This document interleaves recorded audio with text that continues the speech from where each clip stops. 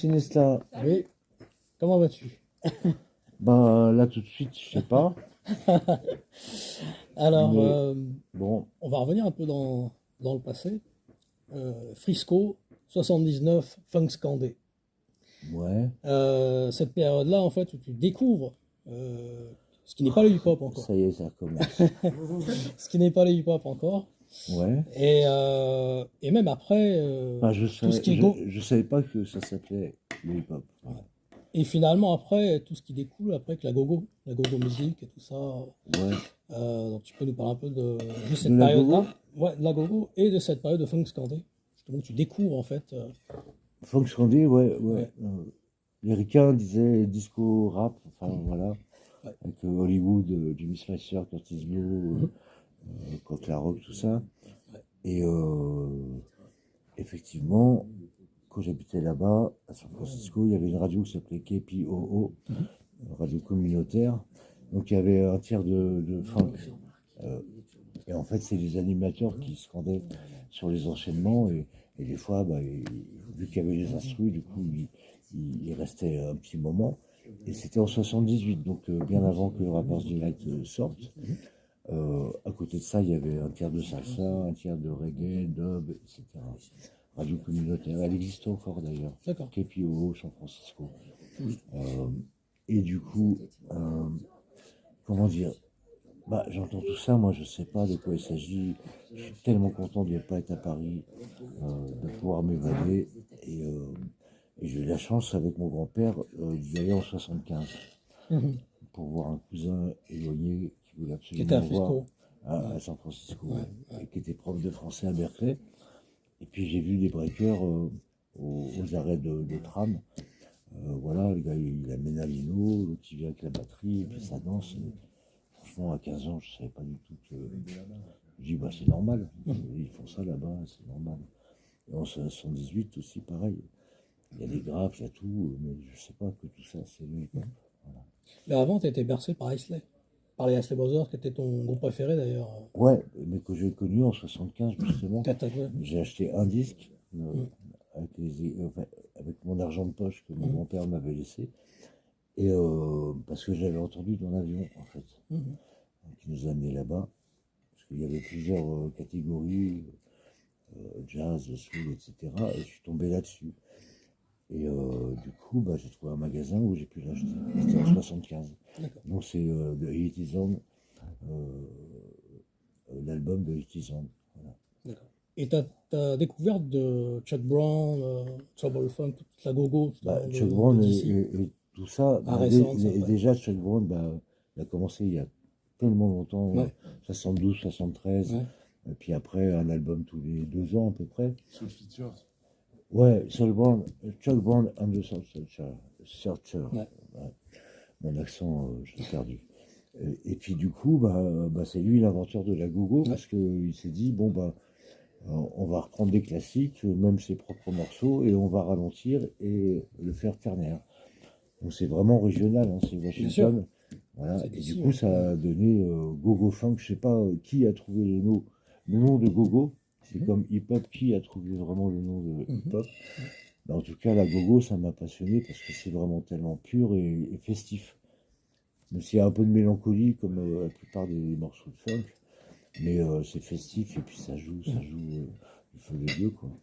Donc j'ai beaucoup de disques de Gogo et je continue à les jouer et j'en ai une petite série là ce soir. D'accord. Et tu étais le seul en plus en France à pousser la gogo vraiment. Oui, ouais, Tu as été le seul vraiment tout à fait. à mettre la gogo en Après il y avant. en a qui avaient ça à la maison, mais moi, Mhm. Mhm. bah, chez Roger Boisfin, c'était un tiers Gogo Ouais. et puis le reste.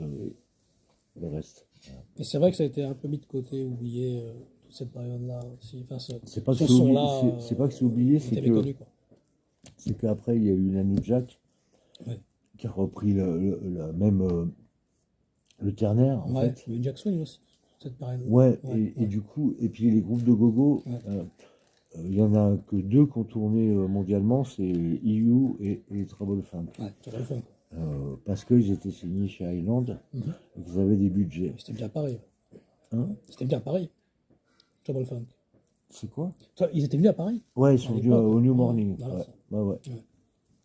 ils étaient venus chirurgie au bois de Funk, parce qu'on leur a dit c'est le meilleur endroit où aller. Et puis, ils ont fait qu'une date, hein. Après, ils sont pas revenus. Par contre, ils allaient souvent en Allemagne, Suisse et Angleterre surtout. Parce qu'en Angleterre, en 86-87, tu allais à Londres, Ouais. toutes les radios jouaient de la gogo. Au Virgin Megastore, il y avait des bacs de gogo. Je Les dis, Anglais ont toujours été en putain, avance, j'ai hein. 20 livres, comment je peux faire? Il faut tellement de disques, tu sais que tu les reverras plus jamais de ta vie, quoi. Les Anglais ont toujours eu un côté à part, que ce soit avec Hijack, qui était dans Ryan Syndicate, ou Silver Bullet, toute cette période hardcore anglais qui n'a pas duré très longtemps. D'ailleurs. Ouais, mais là, c'est particulier, parce que après, la phase d'après, c'était plus euh, beaucoup de TR-808 et des groupes comme... oh putain, j'ai un trou de mémoire, désolé, je suis un peu vieux.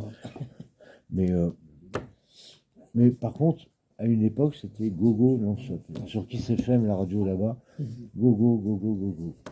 Et bon, avec le temps, grâce à Discog, j'ai regardé tous les labels que j'ai, toutes leurs releases, et en fait, j'ai la plupart des meilleures choses qui soient sorties. Après, en fait, la Gogo est tombée parce que l'arrivée des boîtes à rythme, etc., scène locale, mais qui s'est fatiguée parce que trop de groupes qui ne tournaient pas.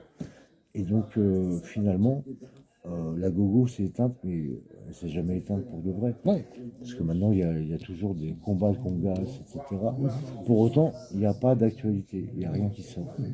Même Trouble Funk, TF Crew, Big Tony, tout ça, bah, il n'y a rien, quoi. Donc, il y a peu de moyens de savoir comment ils vont, qu'est-ce qui s'y passe, etc.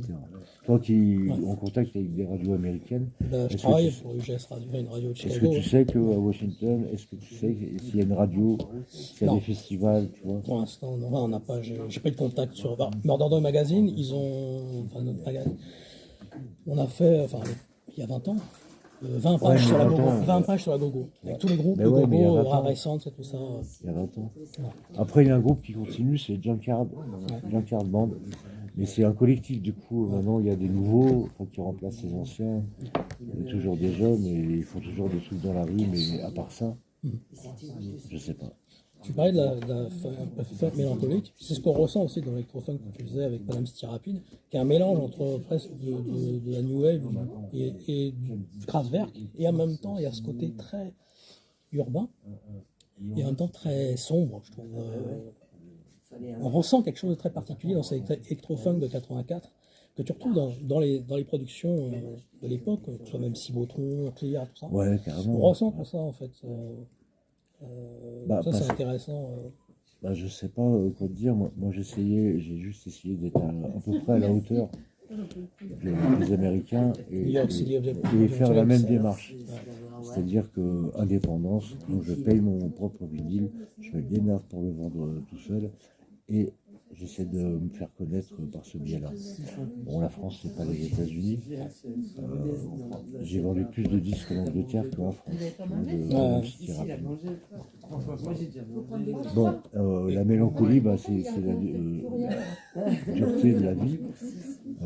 Après, tu vois, des trucs comme Cibotron, je trouve que c'est sombre parce que Cibotron, c'est des ingénieurs de studio, voilà, ils sont faits dans des. C'est un peu comme Anne Clark, 81, ce genre de choses. Voilà, Tu veux que t'aies un Cassol mélange. aussi, tu vois, voilà. C'est de la mélancolie rigolote, enfin, tu vois. On la prend pas pour de vrai. Par contre, toutes les autres prods de cette époque-là, Imperial Brothers, enfin, là, c'est du vrai, quoi. Ouais, tu la sens, bah, c'est la dureté de. Mais tu la ressens un peu dans une ferme, alors, avec Michel Eskenazi, Ouais, c'est ça ouais, ouais. Ça, c'est vrai l'histoire de C'est dans le un monde de côté demain, de cette fois la grande. la ferme et tout. Enfin, Ouais, tu puis la avais, cabine en paille. Ouais, tout ça. c'était d'accord. Ouais, ouais. Bah, parce qu'il n'avait pas une vraie cabine, du Ouais. coup, il considérait que le son serait meilleur, parce que la paille absorbe les résonances. Sauf qu'il y a un orage qui est tombé, on venait de couvrir la cabine, et tout d'un coup, il y avait un ruisseau sous la table, on a été obligé de tout débrancher. D'accord. Voilà, c'était pas. Mais bon, bah, de toute façon, dans la série, c'est que des histoires vraies qui sont un petit peu. C'est des Que ellipses. tu n'as pas vu en entier d'ailleurs, enfin, tu Non, as du non. mal Ouais, non. Ouais. Ça se Plus ressemble tard, peut-être trop, mais peut-être sur le moment, c'est trop. les 3 derniers épisodes, non, Ouais. ça me- L'influence de. Parce que je sais que tu aimes aussi tout ce qui est West Coast, et ça, très peu. Enfin, je sais un petit peu, mais l'influence de DJ Flash, Rappin' Rap, tu sais, toute la période Macola Records. Ouais. Ça, tu avais écouté à l'époque, justement, DJ Flash, et toutes ces périodes-là. Écoute, Macola, c'est un distributeur à la Oui, base. ouais, c'est le distributeur. Donc il y a tellement de sous-labels qui sont affiliés. Donc, Tu te retrouves dans une île et tu. comment dire? Ça se trouve, tu vas avoir un pressage d'un truc original et puis après tu le retrouves un autre pressage chez Macola, Ouais, par ouais. exemple. Tu Bah, vois. que Jerry Lawler avait repris pour Ruthless, tout Mais ça. là, tu parles de quelle époque? 84, 83, DJ Flash. 84? Non, Macola, c'est plus tard. 85, 6, enfin c'est C'est ça, bah ouais, Rappin' mais- Rap, ouais. Ouais, c'est important. Mais à la même époque, tu as Two Live Crew qui faisait Revelation 85. Ouais, Est-ce que tu as découvert Two Live Crew à l'époque ou tu as découvert après? non, j'ai découvert en 84. Ouais, quand ils ont fait Revelation. Non, ouais, c'est ça. C'est ça. Ouais, Revelation, ouais. Qui est aussi l'électro-funk complètement. Qui est un morceau totalement bizarre. C'est psychédélique, quoi. Que j'ai jamais pu jouer en soirée, hein, Ouais, imagine. moi je le joue des fois. Bah, Mais bon. ça dépend du contexte. Ouais, et c'est bon, qui il t'en faut face, l'accélérer un quoi. peu. Et puis les gens, c'est tellement bizarre le truc. Ça. Mais il y en a, Il est bien. il y a Très, comme très bien. Ishiban Scratch. Il y a plein de trucs à cette époque-là qui étaient Techno Scratch, je sais pas Ouais. si ça dit quelque chose. Ouais. Et c'est que des trucs de LA Miami en fait. Ouais, ouais. Et puis après, il y a eu Gibson Lover, etc. Exactement. Mais Arabian Revelation. Prince, Arabian Prince aussi. Il y a Revelation, et puis après, ils étaient sur un tout petit label de LA alors qu'ils sont de Miami. Et Ouais. je sais plus le nom du morceau. Il y avait Asney Stevens, Zawanabi, tout ça, enfin toute cette période-là, Ouais, avant ouais. Ben's USA. Avant lui- Avant Ben's USA. Ouais, Ouais. ouais.